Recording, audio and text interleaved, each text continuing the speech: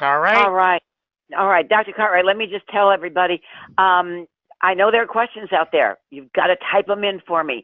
Right now, we don't have any questions, but I've got one for you. So while I'm talking, oh, here comes one. Let me ask you first, though, before we go to Judith. Um, where can they get this book? This is Oh, an amazing book. And by the way, everybody, I've sort of had a behind the scenes sneak peek look at what's in this book. Amazing. You're gonna want to check it out. You're gonna want to get this book. How can they get it, Dr. Cartwright? okay. Currently, we're working on um, getting it where you can download it, but that's not completed yet. Hmm. But the only way they will only way they can get this book now is they have to go through you and your challenge people. This book is designed for people who want to get better and who is willing to spend the time to do so. And we know it works based on the research that's published out there on doing these sort of things. So initially, they got to go through Sue Ellen. The price of the book is only $19.95, not that much. But when they go through you, we give them a break because, as you know, what we do on MS Challenge is that we keep good records, and you got a good scheme going, and you got a good habit going, and this works right in. So when they get up in the morning and check their temperatures, they can go right into practicing the contents of the book. And Hmm. it only takes about 15 minutes a day, and then you know things are getting done. So Right. And currently they got to go through you. all right, awesome. And by the way, let me just throw this in, sort of as a fun remark. It is fun. I mean, I found it um, challenging in a really good way, but fun. I thought it was great, and I still enjoy doing it. Everybody, it's pretty cool. You're gonna like it. And once again, let me tell you to get on the mailing list for Heart Talk and about the MS Challenge team. Let me give you my website and email address once again. The website is nomorems.com, as in nomorems.com. You'll scroll down and put in your name and your email address. That will make you a subscriber to all this great information immediately. And if you are interested in the MS Challenge team and you'd like to know more about it, you'd like to talk to me about it, and you want to join, then absolutely send me an email. It's SueEllenDickinson@gmail.com. Once again, that's SueEllenDickinson@gmail.com. And we have got a question. Dr. Cartwright, we've got two questions. Let's go ahead and take Gail's first. You were talking about exercise, and this is what she wants to know. Gail says, are these specific exercises to do to improve balance? Exercise is proven to improve so many other areas. Are there exercises for improving balance? And that comes from Gail Norris. So Okay. there's question number one. All right, Gail. The answer to that is you will practice. Okay. With your legs first while you're in a chair, you can put weights on the top of your knee area and raise those up and down. And then what you got to do is stand up, make sure you hold on to something because your balance may not be as good as it ought to be. Then you got to practice standing on one foot. The left one first, then the right one, then the left one, and keep doing that without fail. Just keep doing it. And remember, to get these things back, it takes a while. You didn't get MS overnight, but you got to be persistent and you will get better because it takes balance to stand on one foot, or it takes balance to do what? Stand up on both feet, close your eyes, and see how long you can do that without swaying. If you continue to practice these simple exercises, your balance will get better. Practice makes perfect. That's Okay? awesome. Okay. All right. Okay. All right. Now, you may have, partly answered that question that's next, that's coming from Sheila.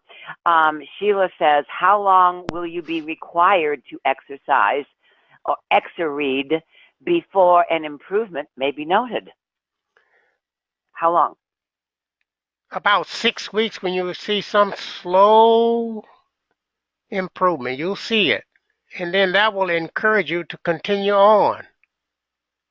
But depending on your overall makeup, your genes, depending on your diet, depending on your age, depending on your lifestyle, and depending on your environment that's going on around you, it may take a little longer or a little less.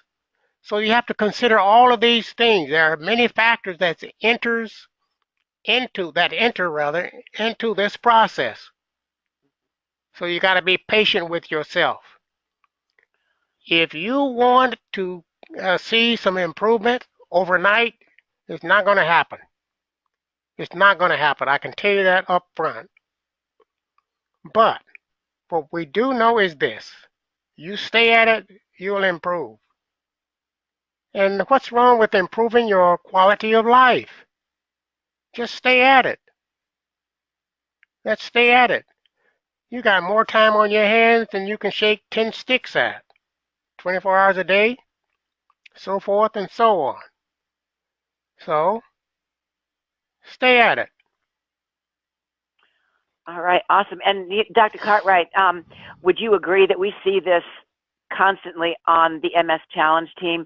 Because every member, and Toretta also pointed this out in her commentary a bit earlier, that everybody is really, well, everybody's different. We're all the same, but we have differences, and we certainly are, at a different level or stage of being with this MS. And so I think that makes a lot of common sense. Okay, the questions are coming in now. So, guys, go ahead and keep typing them in, all right? I'm going to try and keep up here. All right, we've got one from Toretta. She's next in line. She's next up. Dr. Cartwright, do you think dancing is a benefit? She's dancing now. Toretta is dancing. Do you think that's a benefit? Oh, Doretta, I need to package Dancing. you. I need to package you. I love it. Guys, from a wheelchair to the dance floor, huh? How can you beat that? There's something intuitive about Toretta. I don't know what it is, but once she makes her mind up about something, she stays with That's it. The answer to is dancing beneficial? Dancing is wonderful. I'll say that again. Dancing is wonderful. Put on some music and start And the high dancing. heels. And the high heel shoes. Well, it depends on where you are. Start dancing. Even if you are in a chair and you can't stand up yet, just dance in that chair and you will slowly but surely get better. Number one, remember on a previous slide we talked about that the cerebellum is involved in your hearing acoustics. That's what's going on. And pretty soon you'll slowly but surely get better. So Toretta, my hat is off to you. Keep dancing. It's a great thing. I got a package Toretta. We got to do that. Yeah. What a beautiful thing, Dr. Cartwright. We're seeing these success stories just come out. It's amazing. I mean, she's gone from wheelchair to dance floor. Does it get any better than that, guys? Wow. I mean, talk about, being an improvement group, which you coined that phrase, Dr. Cartwright, and I love it. The MS improvement group. And we know it's a challenge. That's why it's called the challenge team. And we are a team. We're a family. But, and we invite each and every one of you. If you make the commitment, if you're willing to work with us, we will work with you. And you've got our word on that. And, people like Toretta are living proof, living examples that this does happen. All right, Well, let's move on. Go ahead. Go okay, ahead. now go. I just want to make a statement Mm-hmm. um, on that slide with the Heart Talk and MS Yeah. Challenge. We have to stay you up front. Just by participating in Heart Talk and you stay there, you will get better. Mm-hmm. And the reason being is it is social interacting that is of benefit. Social interacting. Dr. Cartwright, let me just stop you right there. Hold that thought, please, because we were we were teaching the body, mind, and spirit long before you ran across that research. But now the scientists and the research gurus, they're all coming out and saying what you just said. Isn't that right? It's coming to the surface.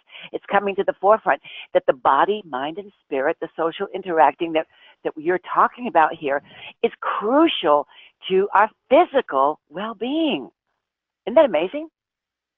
Well, it's true, but if you recall, this human body of ours has been on the planet for about 4.5 million years and evolving, Hmm. and we as humans learned over the time that if you socially interact, it's better for you. It's better for your health. Socially interaction. Hmm. But then when you have MS, you got something else going on. Why not do something else to get better?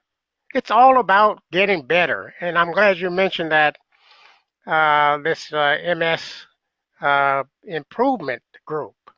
Hmm. I heard you did. I know I picked it up. You said, I did. uh, That's what we are. I, That's what we are. I know, but early on, you called it a support group.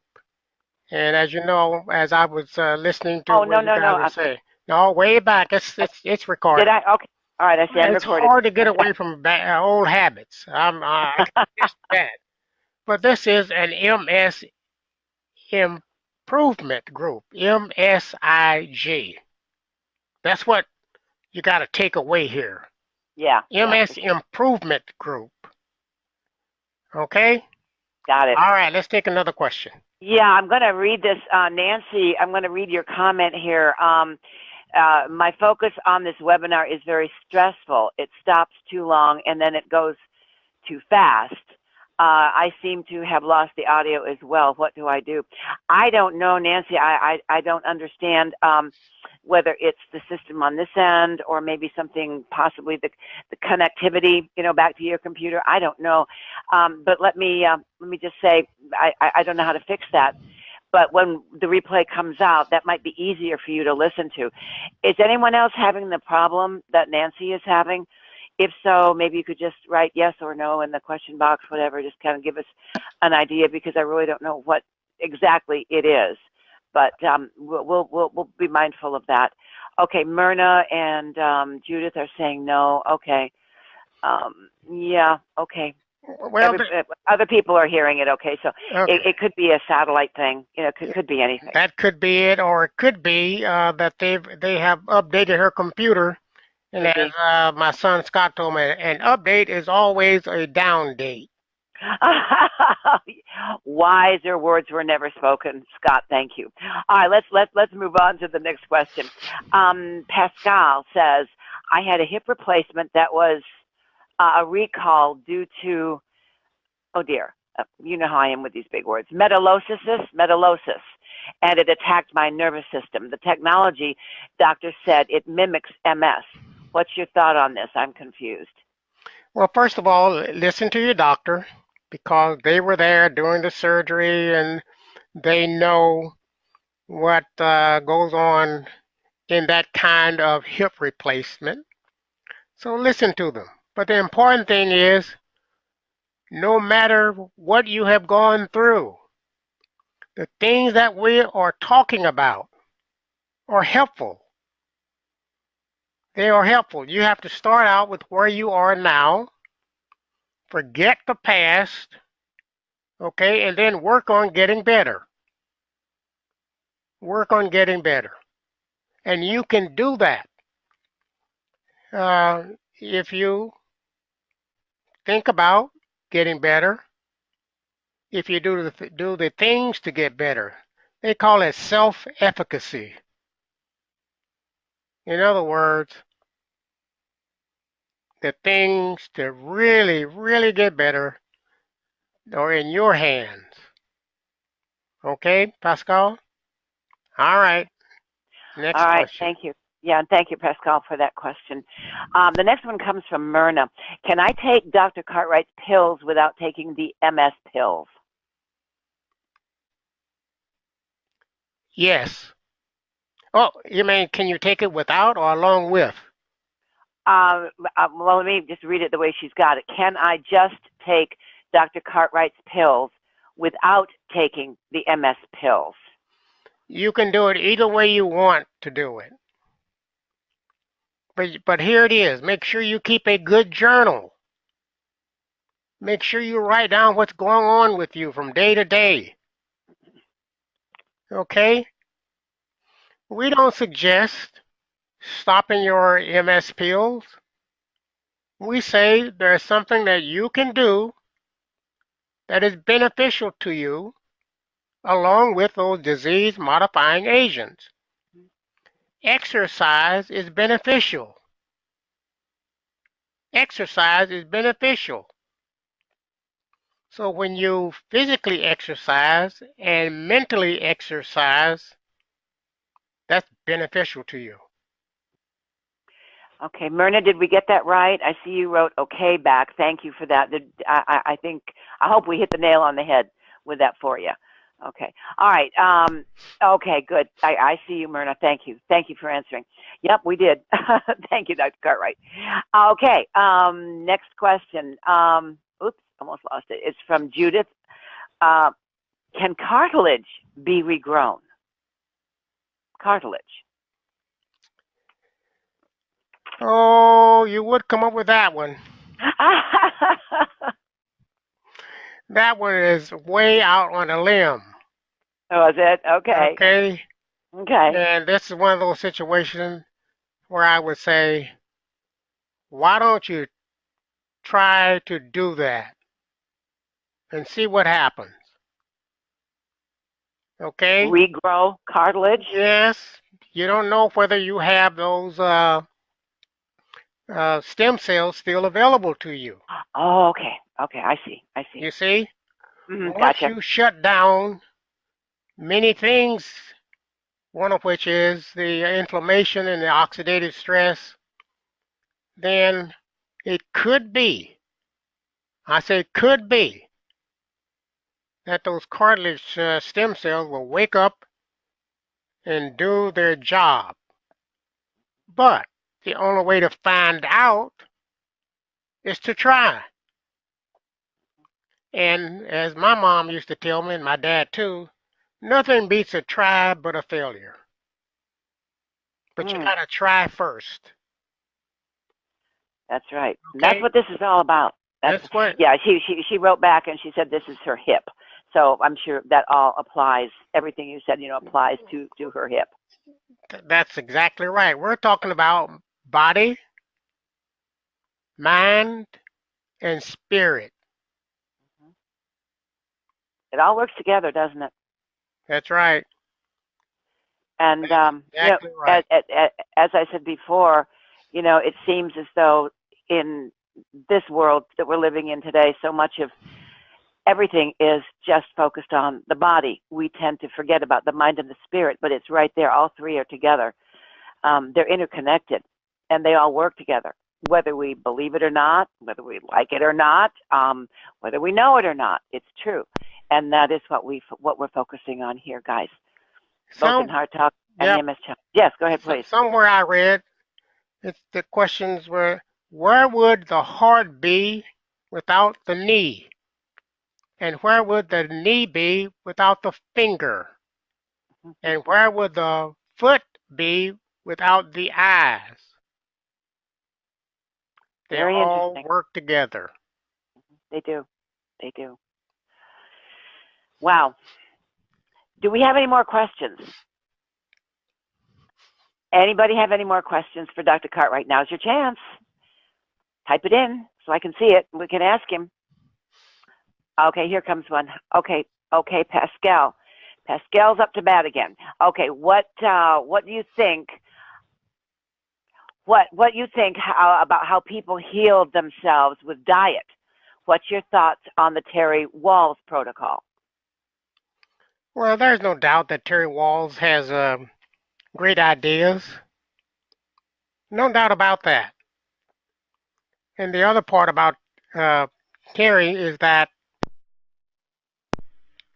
she was um, having a real problem with her MS, and then she set about doing what? Trying to improve herself. And so she did. So Terry Walls there's no doubt about that. She has a good program, okay? But even if you go with Terry Walls, okay, this weekly um, uh, program that Sue Ellen has, that Hard Talk, that would be beneficial to you. So it's not just one thing. It's not just one thing. And if you look on the label of the More Logic and the Essentials, those two things that you consume have many, many ingredients. And then if you add those that you put on your skin with the heating sink, you have a lot of different things being addressed. And keep in mind, we talk about the heating sink. Why is that? Why are you addressing that? The skin of the body is derived from the same cells in utero. So what affects the brain can affect the skin and vice versa. That's right. And one of the things that we have to do, of all the things that we do, we have to help the body control the heat. We have to help that body do that if you have a problem with heat. You may not know it. It may be going on in the background. So don't say, well, it's not going on now, therefore I'm okay. Not necessarily so. We've got questions coming in quickly. Okay, all right. Let's move on. All right, let's move on. We're starting to run out of time. So guys, please, if you have a question, type it in right now. Okay. First of all, Judith is back and says, fabulous webinar. Thank you, Dr. Cartwright. So thank you. And Judith, I'll bet you speak for everybody listening. I know me too. It's just amazing information. But Sheila has to say here, her question, why does the cerebellum have such an impact on pain? And what causes it to dysfunction? Great question, Sheila. Well, that was part of the discovery. The cerebellum has so many cells, 69 billion cells, so it's involved in all that we do. Why the human body designed it that way, they don't know. What they do know is that it's involved with it. To get into the molecular structures that are involved in pain, you have to first start with the DNA, start with your genes, start with the interaction with the environment. It goes on and on and on. You're talking about several thousand slides. But here it is. One of the assistant NIH directors made this statement, and I misplaced his name. He said, it is difficult to argue with an endpoint, even if you don't know the mechanism of action. We don't know. But what we do know is when that cerebellum starts to function, some people will start having problems with pain. Okay? So even if we don't know the mechanism of action, you can't argue with an endpoint, and that is, in this case, the endpoint is the presence of pain when the cerebellum is malfunctioning, and the pain gets better when the cerebellum starts to function better. All right? Okay, sounds good. All right, let's move on to Heather. Heather, Heather says, I missed how we order the book. So very excited we can recover neurons this way. Currently, we're working on trying to get the book uh, to be downloaded so you can just push a button on your computer. So, and we're trying to get someone who's willing to publish it for us at a reasonable price. But currently, um, we're going to have it in a PDF file, and the only way you can get it is through Sue Ellen right now. But if you go through her group, you get it at a discounted price. So that's uh, that's how you can get it. But you'll check with Sue Ellen because I'll let her know when everything is really available, and you can go from there. Okay, Heather? All right, so email me, and anybody else, if you want to email me for information on that, on the MS Challenge, or anything, any other question, send me an email, SueEllenDickinson@gmail.com. That's SueEllenDickinson@gmail.com. Okay, moving along. Here's another question from Judith. Does the heat and sink help with cold as well as heat? Yes. Uh, I think Sue Ellen, you and we gave a webinar on that We did. over a year ago. Yep. And we presented a slide that showed that the temperature, heat is present all the way down to minus 453 degrees Fahrenheit, and you can work all the way up. And if you have a problem with coldness, just start using it and keep using it, and over time, you will get better. And if I recall, I'm not sure, but I'm not going to let Toretta back on. We'll be here another hour or two. But anyway, if I Yeah, we're recall, running out of time. you were running out of time. Toretta had a problem with temperature, with low temperatures. Mm-hmm. And when we told her, here, put this heating sink on. And the good part is she followed the recommendation, and she is better now. Yeah, you heard it, everybody. She's gone from wheelchair to the dance floor. Wow, it's amazing, just amazing. All right, we got to keep moving here. Day has a question. I'm having trouble staying hydrated because I can't drink enough liquid a day to keep me going. What is recommended? Well, first of all, how much liquid do you drink a day? Day, do you want to type that in for me? Be specific. Okay, I don't see her coming back yet. Wait a minute. Yeah. Okay, she's not back. Go ahead, Okay. Dave. We've got to keep moving because All right. we are running out of time and the questions are coming in. Well, the first thing you got to consider is number one, are you drinking enough fluids or water? 8 glasses or more a day. That's number one. Number two, are you getting rid of those fluids by bladder? If so, as indicated earlier on one of those slides, the cerebellum could be involved with bladder control. Okay? So you have to start out little steps, as Toretta said, baby steps, and then keep going and see what happens. All right? Okay, good.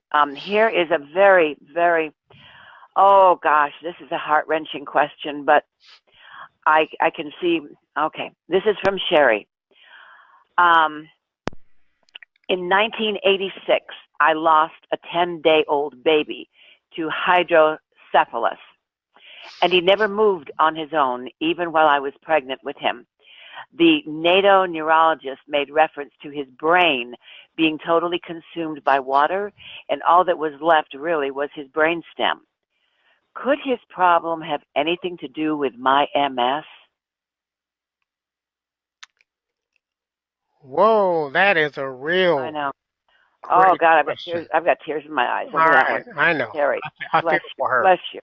Okay, but here's what we know: is that there is crosstalk between mother and child in the womb. That child is not in just in there without any crosstalk between mother and child. Those uh, the death of those cells had to be what? Consumed, die off, and then how do you get rid of that? Through the mother's system. So, in other words, it could be, but it is so rare, no one ever looks into it. No one ever looks into it because that's rare what your child went through. The other thing is you have to consider the DNA of what was going on with the child. It gets really complicated, but the bottom line is it could be, but I'm not aware of any publications on that aspect. And at the current time, going through or trampling through 120,000 or 200,000 articles to try to find something that's been printed on the subject, I don't have that kind of time. So the answer to that is yes, it could be, but I don't know. All right? Good, Sherry. I hope that helps. I hope that helps. And we are almost out of time. We're going to have to say goodbye in just a couple of minutes. But one last question, guys. The cold, this is from Myrna. The cold affects me terribly, and not the heat. Can heat and sink help me? I think you've answered this already, but let's see what you've got to say. I say it could, but it's not just one thing. You know, we have to consider, as I think I mentioned it earlier, we have to consider your genes and DNA. We have to consider your diet. We have to consider your age. We have to consider your lifestyle. And we have to consider the environment. You got to put all of those things on the table and look at correcting what's not being corrected. And then, um, and then once you do that, add the heat and sink to what you're doing. And what's wrong with finding out? That's for sure. That's for Find sure. out. There's only one way to find out, and that's put in the effort that you're talking That's about. right. Put in the And that's effort. what it's all about. That's That's what the it's all only about. way to find out. Yep. So, Guys, we are out of time. Dr. Cartwright, do you want to make a closing statement or anything like that? Because we are flat out of time here, sir. no, I'm going to give you the last word. Okay. All right. Well, thank you for being with us. Dr. Cartwright, you come on these webinars. And by the way, he will come on Heart Talk occasionally. He oversees what we're doing with the MS Challenge team. It's amazing. Where else are you guys going to find this? I don't know. Maybe you do. I don't. But I know it is a gift to each and every one of us. And Dr. Cartwright, I want to thank you for the effort that you have put into not just this webinar, the mysteries of the cerebellum, but all of the work that you do. I want to thank you, not only for me, but on behalf of everybody who knows you and works with you. We stand on your shoulders, Dr. Cartwright, and it's because of you. And I want to thank you for your generous your generous gift of time, especially today, because what you're bringing us, the answers, true answers that you're giving us, not only are groundbreaking that we said in the beginning, but they're life-changing. And with that, I want to once again invite all of you to join us on the Heart Talk call every Tuesday morning, and also think seriously about becoming a member of the MS Challenge team, because we're all seeing improvements. And so much of that, I give credit to Dr. Cartwright. Once again, my contact information to get on my mailing list so you can get up-to-the-minute, up-to-date information, go to my website to sign up for that. And that is www.nomorems.com. Just fill in your name, email address, hit the subscribe button, and you're on. And also, if you'd like to know more about the MS Challenge, send me an email. I am Sue Ellen Dickinson, and that's what the email address is, SueEllenDickinson@gmail.com, SueEllenDickinson@gmail.com. And I want to thank all of you for being here.